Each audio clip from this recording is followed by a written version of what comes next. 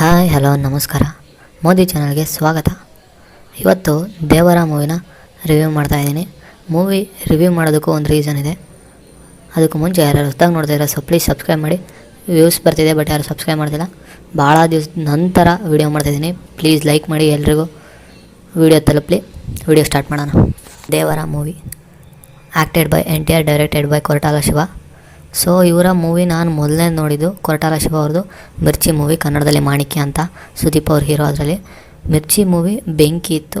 So ಒಬ್ಬ ಫ್ಯಾನ್ಸಿಗೆ ಅದೊಂಥರ ಹಬ್ಬ ಇದ್ದಂಗೆ ಆ ಥರ ಮೂವೀಸ್ ಬಂದರೆ, ಅದೇ ರೀತಿ ಈಗ NTR ಅವ್ರ ಮೂವಿ ದೇವರ ಇದೆಯಲ್ಲ, ಅದು ಕೂಡ ಒಂದು ಫ್ಯಾನ್ಸಿಗೆ ಒಂದು ಒಳ್ಳೆಯ ಮೂವಿ, ಬಟ್ ಎಲ್ರಿಗೂ ಅಲ್ಲ.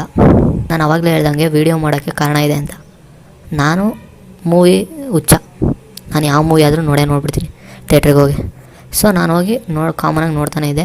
ಬಟ್ NTR ಅವ್ರ ಫಿಲಮ್ಗೂ ತುಂಬ ಜನ ಬಂದಿದ್ದರು. ಒಂದು ತೆಲುಗು ಸಿನಿಮಾ ಆದ್ರೂ ಅಲ್ಲಿ ಥಿಯೇಟ್ರೇ ತುಂಬಿತ್ತು.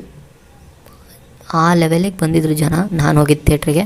ಸೊ ಇಲ್ಲೂ ತೆಲುಗು ಮೂವಿ ನೋಡೋರು ಇದ್ದಾರೆ ಅನ್ನೋ ಒಂದೇ ಕಾರಣಕ್ಕೆ ರಿವ್ಯೂ ಮಾಡ್ತಾ ಇರೋದು. ಮೂವಿ ಪಾಸಿಟಿವ್ಸ್ ನೆಗೆಟಿವ್ಸ್ ಬಗ್ಗೆ ಬಂದರೆ, ಪಾಸಿಟಿವ್ಸ್ ಮೊದಲನೇದು NTR ಅವರು. NTR ಅವರೇ ಇದರಲ್ಲಿ ಮೇಯ್ನ್ ಬ್ಯಾಕ್ ಇದ್ದಂಗೆ. ಯಾಕೆಂತಂದರೆ ಅವರು ಅಷ್ಟು ಎಫರ್ಟ್ ಕೊಟ್ಟು ಆ್ಯಕ್ಷನ್ ಸೀನ್ಸಿಗಾಗಲಿ ಪ್ರತಿಯೊಂದಕ್ಕೂ ಇದು ಮಾಡಿದ್ದಾರೆ. ಆ್ಯಂಡ್ ಇನ್ನೊಂದು ಮರ್ತುಬಿಟ್ಟೆ, ಅನಿರುದ್ಧ್ ಅವ್ರ ಮ್ಯೂಸಿಕ್ ಅವರು ತುಂಬ ಚೆನ್ನಾಗಿ ಈ ಮೂವಿಗೆ ಮಾಡಿದ್ದಾರೆ. ಬಟ್ ಸಿಂಕ್ ಆಗಲ್ಲ. ನಾನು ಅನಿರುದ್ಧ್ ಅವ್ರ ಹೆಸರು ಆವಾಗಲೇ ಯಾಕೆ ಹೇಳಿಲ್ಲ ಅಂದರೆ, ಮೂವಿ ಒಂದು ಸ್ಟೋರಿ ಹೋಗ್ತಿರುತ್ತೆ, ಆ ಮ್ಯೂಸಿಕ್ ಕೊಟ್ಟಿದ್ದಾರೆ. ಆ ಮ್ಯೂಸಿಕ್ನ ಸಪ್ರೇಟಾಗಿ ಕೇಳಿದ್ರೆ ನಮಗೆ ಫುಲ್ ಇಷ್ಟ ಆಗುತ್ತೆ. ಬಟ್ ಅದೇ ನೀವೇನಾದರೂ ಆ ಸಿನಿಮಾ ಹೋಗ್ಬೇಕಾದ್ರೆ ಆ ಮ್ಯೂಸಿಕ್ ಬರ್ತಿದ್ರೆ ಅಷ್ಟು ನಾವು ಕನೆಕ್ಟ್ ಆಗೋದಿಲ್ಲ. ಅದಕ್ಕೋಸ್ಕರ ನಾನು ಬರೀ NTR ಅವ್ರು ಮಾತ್ರ ಈ ಮೂವಿಗೆ ಬ್ಯಾಕ್ ಬೋನ್ ಇದ್ದಂಗೆ ಅಂತ ಹೇಳಿದ್ದು. ಅನಿರುದ್ಧ್ ಅವರು ಬೆಸ್ಟ್ ಕೊಟ್ಟಿದ್ದಾರೆ, ಬಟ್ ಕತೆಗೆ ಸಿಂಕ್ ಆಗೋದಿಲ್ಲ. ಈ ಮೂವಿಗೆ ನೆಗೆಟಿವೇ ಡೈರೆಕ್ಟರ್. ಪಾಪ ಅಷ್ಟೆಲ್ಲ ಕಷ್ಟ ಕೊಟ್ಟು ಅಷ್ಟೆಲ್ಲ ಡೇಸ್ ತೊಗೊಂಡು ಶೂಟಿಂಗಿಗೆ 6 ವರ್ಷ ಆದಮೇಲೆ ಸೋಲೋ ರಿಲೀಸ್ ಆಗ್ತಾ ಇರೋದು ಮೂವಿ. ಅಷ್ಟೆಲ್ಲ ಬಜೆಟ್ ಕೊಟ್ಟು ಇಂಥ ಕಿತ್ತೋಗಿರೋ ಕತೆ ಬರ್ತಿದೆಯಲ್ಲಪ್ಪ ಅನ್ನಿಸ್ಬಿಡ್ತು ಆ ಥಿಯೇಟ್ರಲ್ಲಿ ಕೂತ್ಕೊಂಡಾಗ. ಇನ್ನೊಂದು, ದೊಡ್ಡ ಆ್ಯಕ್ಟರು ದೊಡ್ಡ ಸಿನಿಮಾ ನೋಡೋಕೆ ಹೋಗ್ತೀವಿ ಅಂತಂದರೆ ಖಂಡಿತ ಹೋಗ್ಬೋದು. ಯಾಕೆಂತಂದರೆ ನಾನು ಶ್ಯೂರಿಟಿ ಕೊಡ್ತಿದ್ದೀನಿ, ಫಸ್ಟ್ ಹಾಫ್ ತುಂಬ ಎಂಗೇಜಿಂಗ್ ಆಗಿರುತ್ತೆ, ಸೆಕೆಂಡ್ ಹಾಫ್ ಫುಲ್ಲು ಲ್ಯಾಗಿಂಗ್ ಇರುತ್ತೆ. ಕ್ಲೈಮ್ಯಾಕ್ಸು ನಮಗೆ ಅಷ್ಟು ಸ್ಯಾಟಿಸ್ಫೈ ಮಾಡೋದಿಲ್ಲ. ನಾನು ಯಾಕೆ ಫಸ್ಟ್ ಹಾಫ್ ಎಂಗೇಜಿಂಗ್ ಆಗಿತ್ತು ಅಂದರೆ, ಕ್ಯಾರೆಕ್ಟರ್ನ ಎಸ್ಟಾಬ್ಲಿಷ್ ಮಾಡೋದ್ರಲ್ಲಿ ತುಂಬ ಚೆನ್ನಾಗಿ ಬರೆದಿದ್ದಾರೆ. ಬಟ್ ಸ್ಟೋರಿ ಯಾವ ರೀತಿ ಎಂಡ್ ಮಾಡಿ ಮತ್ತೆ ಸ್ಟಾರ್ಟ್ ಮಾಡೋದು, ಯಾಕಂದರೆ ಪಾರ್ಟ್ 2 ಬೇರೆ ಮಾಡ್ತಿದ್ದಾರೆ, ಅದು ಕರೆಕ್ಟಾಗಿ ಬರಬೇಕಾಗಿತ್ತು. ಬಟ್ ಬರಲಿಲ್ಲ. ಈ ಮೂವಿ ದೇವರ ಅನ್ನೋದಕ್ಕಿಂತ ನನ್ನ ಪ್ರಕಾರ ಆಚಾರ್ಯ 2 ಅಂತ ಇಡ್ಬೋದಿತ್ತು. ಸೇಮ್, ಏನು ಚೇಂಜಸ್ ಏನಿಲ್ಲ. ಬಟ್ ಇದರಲ್ಲಿ ಟ್ರೈಲರಲ್ಲಿ ಏನಿದೆಯೋ ಅದೇ ಇದೆ ಮೂವಿಯಲ್ಲಿ, ಇನ್ನೇನು ಇಲ್ಲ ಅಂತ. ಟ್ರೈಲರ್ ನೋಡೇ ನನಗೆ ಸ್ವಲ್ಪ ಬೇಜಾರಾಗಿತ್ತು. ಬಟ್ ಆದರೂ ನನಗೆ ಮೂವೀಸ್ ಅಂದರೆ ಇಷ್ಟ. ಸೊ ಪ್ರತಿ ಮೂವಿಗೂ ಹೋಗ್ತೀನಿ, ಹೋಗಿ ನೋಡ್ಕೊಂಬಂದಿದ್ದೆ.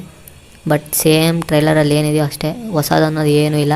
ಇನ್ನು VFX ಬಗ್ಗೆ ಮಾತಾಡಬೇಕು ಅಂದರೆ ಅದು ಇನ್ನೂ ವರ್ಸ್ಟಲ್ಲಿದೆ. ಕೆಲವೊಂದು ಕಡೆ ಇದ್ಯಾವ್ದು ಹಿಂಗೈತೆ ಈಸಿಯಾಗಿ ಕಂಡುಹಿಡಿತೀವಿ VFX ಅಂತ. ಆ್ಯಂಡ್ ಜಾಸ್ತಿ ಹೈಪ್ ಕೊಡೋಕೆ ಹೋಗಿದ್ದಾರೆ, ಬಟ್ ಅದು ನಮಗೆ ವರ್ಕೌಟ್ ಆಗಿಲ್ಲ ಅಂತ ಕ್ಲಿಯರಾಗಿ ಕಾಣುತ್ತೆ. ವಾವ್ ಅಂತ ಫೀಲ್ ಬರೋಲ್ಲ ಅವರಷ್ಟೆಲ್ಲ ಹೈಪ್ ಕೊಟ್ರು. ಓವರಾಲ್ ಇದೊಂದು ಆ್ಯಾವ್ರೇಜ್ ಮೂವಿ ಅನ್ಬೋದು.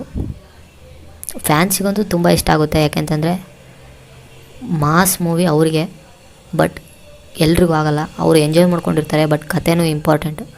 ಸೊ ಕತೆ ಇಲ್ಲ ಅಂದರೆ ನಿಲ್ಲಲ್ಲ. ಸೊ ನನಗಂತೂ ಒಂದು ಬಿಲೋ ಆವ್ರೇಜ್ ಮೂವಿ ಅಂತಲೂ ಹೇಳ್ಬೋದು. ಕತೆ ಇಲ್ಲ, ಎಲ್ಲ ಇದೆ. ಯಾಕೆ ಅಂತಂದರೆ ಬಜೆಟ್ ಹಂಗೆ ಕೊಟ್ಟಿದ್ದಾರೆ, ಎಲ್ಲ ಇದೆ. ಬಟ್ ಏನು ಪ್ರಯೋಜನ? ಕತೆ ಇಲ್ದಿದೆ ಅಂದರೆ ಸ್ಟೋರಿ ಸ್ಟ್ರಾಂಗ್ ಆಗಿರಬೇಕು. ಇಲ್ಲ ಅಂತಂದರೆ ಕತೆ ಸಿನಿಮಾ ನಿಲ್ಲಲ್ಲ. ಇನ್ನು ವಿಲನ್ ಬಗ್ಗೆ ಮಾತಾಡಬೇಕು ಅಂತಂದರೆ, ಆತ ಇರೋದು ಒಂದೇ ಬಿಡೋದು ಒಂದೇ. ಒಬ್ಬರದೇ ಅಲ್ಲ, ಎಷ್ಟೊಂದು ಕ್ಯಾರೆಕ್ಟರ್ಸು ಸುಮ್ಮನೆ ಇದ್ದಾವೆ.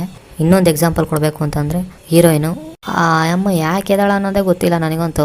ಅದೊಂದು ವಿಚಿತ್ರ. ಇನ್ನೂ ತುಂಬ ಜನ ಇದ್ದಾರೆ ಸುಮ್ಮನೆ ವೇಸ್ಟು. ಮತ್ತು ಇನ್ನೊಂದು, ಈ ಮೂವಿಯಲ್ಲಿ ಕ್ರಿಂಜಾಗಿ ಕಾಣಿಸಿದ ಆ ಹೀರೋಯಿನೇ ನನಗಂತೂ ಸಿಟ್ಟು ಬರ್ತಿತ್ತು. ಅದನ್ನು ಅವಳು ಯಾವಾಗ ಬರ್ತಾಳೆ. ಅವಳು ಇಷ್ಟ ಆಗಿದ್ದು ಯಾವಾಗ ಅಂದರೆ ಆ ಸಾಂಗಲ್ಲಿ ಮಾತ್ರ.